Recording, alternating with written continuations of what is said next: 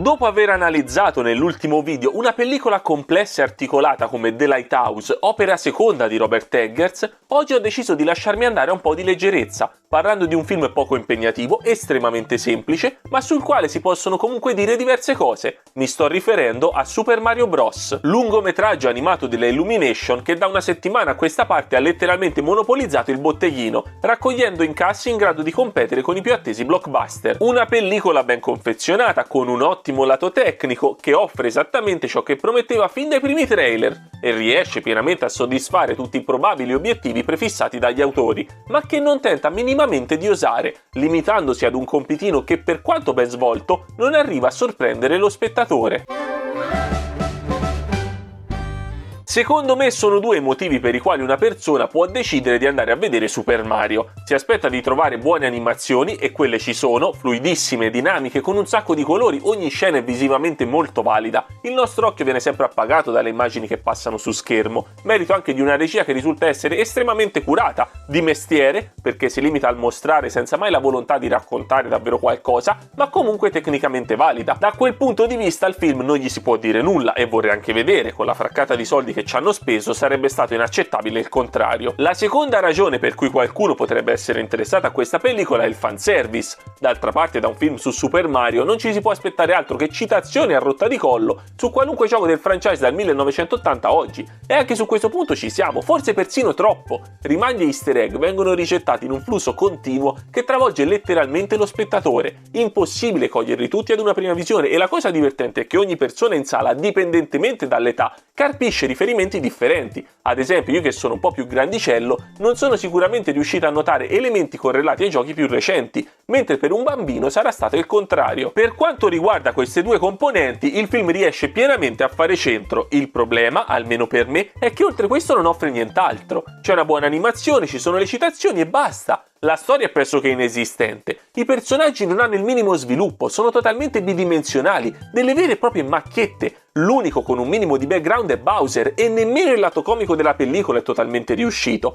C'è qualche buona battuta, soprattutto all'inizio, ma poi basta. I pochi spunti brillanti vengono relegati allo sfavillotto, quella sorta di stellina chiusa in gabbia, e qualche sprazzo occasionale di altri personaggi, un po' poco. Si potrebbe obiettare che da un film di Super Mario non ci si potesse aspettare di più. Lo spettatore che va in sala accontentandosi, tra virgolette, solo di una buona animazione e fanservice a vagonate, troverà nella pellicola tutto ciò che desidera, ma io francamente, superato il positivo impatto iniziale, dopo mi sono abbastanza annoiato. Il fatto che stiamo parlando di un film d'animazione su Super Mario non deve rappresentare una giustificazione per una scrittura così carente. Non penso ci volesse poi molto a costruire una storia migliore, con dei personaggi un minimo più sfaccettati, in modo da avere anche un po' di sostanza in questo bellissimo contenitore. Invece si sono limitati a tendere un sottilissimo filo, anche abbastanza logoro, che collegasse alla bella e meglio alcuni degli elementi più iconici del franchise videoludico. Chiaramente girare un buon film non era nell'intento né dei produttori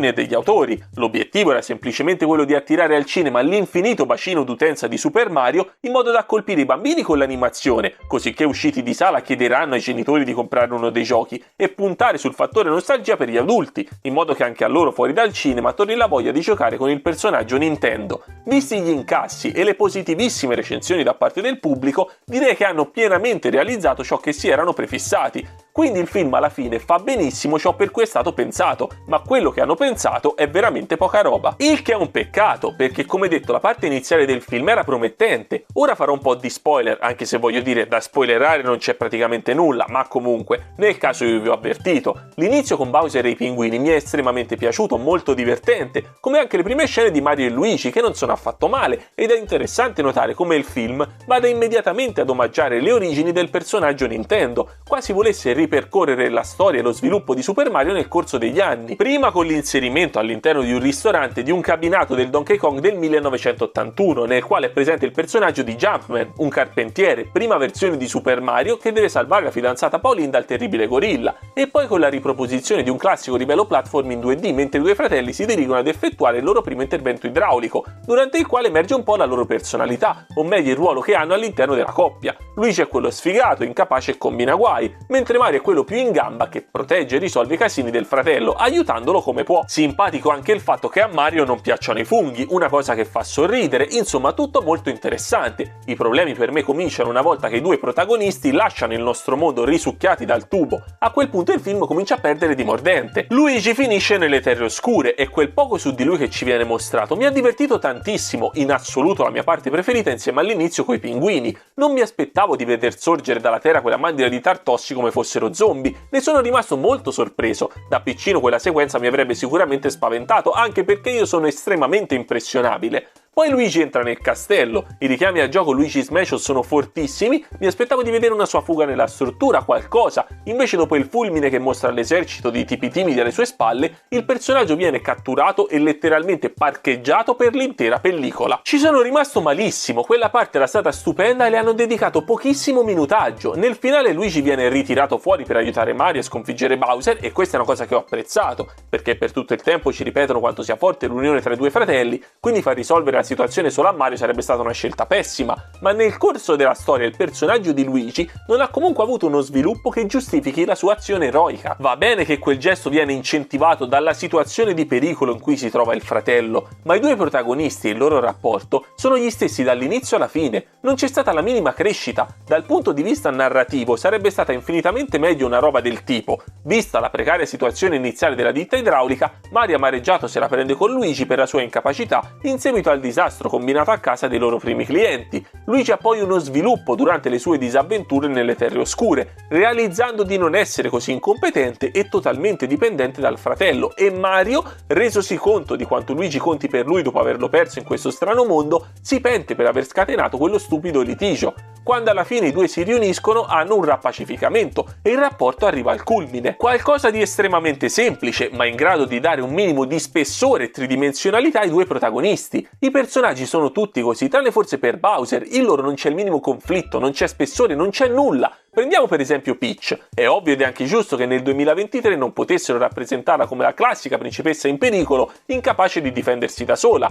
Per questo anche apprezzato le abbiano dato un ruolo nello scontro finale. È grazie a lei che la stella arriva a Mario e Luigi, però durante il film sono andati un po' troppo verso l'estremo opposto. Va bene non far interpretare la ragazza bisognosa d'aiuto come nei videogiochi, va meno bene rappresentarla come un essere perfetto. Lei non sbaglia mai, sa fare tutto, da piccola è finita in questo mondo popolato da funghi e non si è mai posta una domanda sul proprio passato. L'hanno incoronata principessa del regno non si sa bene perché e se ne sta lì a governare. Non le hanno fatta avere nemmeno un minimo di conflitto interiore portato dalla singolarissima situazione in cui si trova. Dare vita a dei personaggi così piatti non è un'idea intelligente, perché di loro non mi importa nulla, non mi interessa ciò che fanno. Per me il film poteva anche finire che saltavano tutti in aria e sarebbe andato bene lo stesso. Per non parlare della trama, vale lo stesso discorso, di una piattezza disarmante. Dopo aver parcheggiato Luigi, tutto il film ruota attorno a Mario, Peach e Todd che devono raggiungere il regno della giungla perché per fronteggiare Bowser hanno bisogno dell'esercito delle scimmie. Poi questo esercito serve una mazza! Citazione a Smash Bros con lo scontro Mario-Donkey Kong, citazione a Mario Kart con la pista arcobaleno, non si sa bene in che modo Bowser viene informato che stanno per tendere un'imboscata, lui contrattacca e il fortissimo esercito delle scimmie, fondamentale per la battaglia, viene tritato in 2 minuti. Poi la situazione la risolve Peach che da sola massacra tutti i Koopa del cattivone a palle di neve. La storia di questo film è il nulla cosmico e la narrazione soffre anche di un notevole problema di ritmo. Almeno hanno avuto l'accortezza di farlo durare solo un'ora e mezza. 2 ore per questa roba sarebbero state d'arresto. Non dico che volevo più minutaggio, ma maggiore attenzione nella gestione dei tempi narrativi.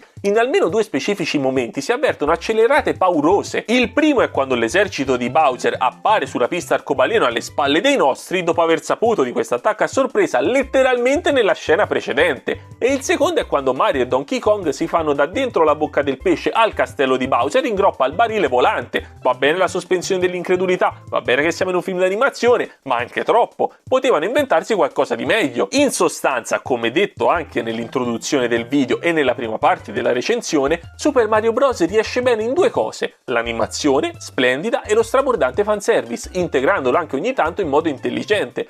tranne quando per la quinta volta parte lo slow motion di Mario che esclama "Mamma mia!". A fine film gli avrei volentieri tirato un cartone nei denti, talmente era diventata odiosa quella frase. Carina la prima volta, simpatica la seconda, ma poi basta, Cristo santo! Mentre per tutte le restanti componenti che dovrebbero comporre un film, trama e personaggi su tutti, non ci siamo proprio. Non metto in dubbio che a tanti questa pellicola sarà piaciuta da impazzire, il contenitore è ottimo, ci sta a farsi abbagliare o anche accontentarsi di questo splendido scrigno, peccato che all'interno sia totalmente vuoto. Ci fosse stata anche un po' di sostanza, avremmo potuto godere di un prodotto infinitamente migliore, ma questa è solo la mia opinione.